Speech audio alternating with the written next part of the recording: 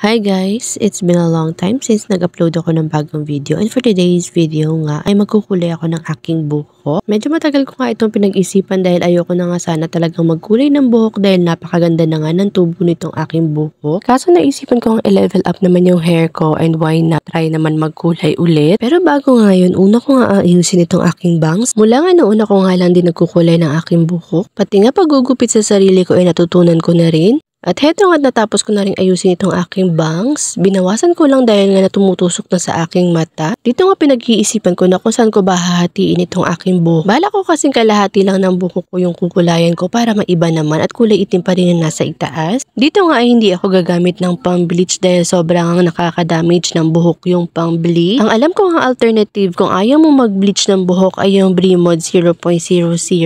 Mabilis nga itong makapagpalighten ng hair kaya kahit hindi ka na mag-bleach ay okay naman siya. Medyo nahihirapan nga ako dito sa paghati sa buhok ko dahil wala naman akong katulong. Lalong-lalo na sa likod at hindi ko ito nakikita. Pero Carabels pa rin naman dahil ginusto ko yan, ayan, kinaya ko naman. Dito nga ay hinalo ko na itong oxidizer at yung pangkulay. 12% pala yung ginamit kong oxidizer para nga mas mabilis siyang mag-light. Hindi ako professional pagdating sa mga ganito, tamang research lang. Pero sakaling magkamali nga naman ako, at least buhok ko lang yung madadamage at hindi naman ako nag-try. At never ko talagang itatry na gawin ito sa iba. Char. Dito nga nagsimula na rin akong magkulay, inuna ko nga itong baba. Napakahirap nga mga mi, lalong wala kang katulong sa pagkukulay dahil hindi mo nga nakikita kung nalalagyan mo nga lahat. Pero dahil nga kalahati lang ito, nagkasya naman yung isang pangulay sa akin kaya naman inuulit-ulit ko na lang yung paglagay. Hindi nga rin kompleto yung mga gamit ko dito dahil nga nagpabili lang ako ng pangulay at di ako nakalabas. At kahit wala nga akong suot na gloves dito ay no choice ako para lahat ng buhok ko ay malagyan, kinamay ko na lang. Gagamit din pala ako dito ng purple shampoo at purple conditioner para naman mabawasan yung pagka-orange siya pag nabanlawan dahil hindi nga ako nag-bleach dito kaya kailangan ko talagang gumamit nito. At yun nga, ito na nga yung result. Medyo hindi ko nga nagustuhan mga mi dahil parang ang orange pa rin talaga.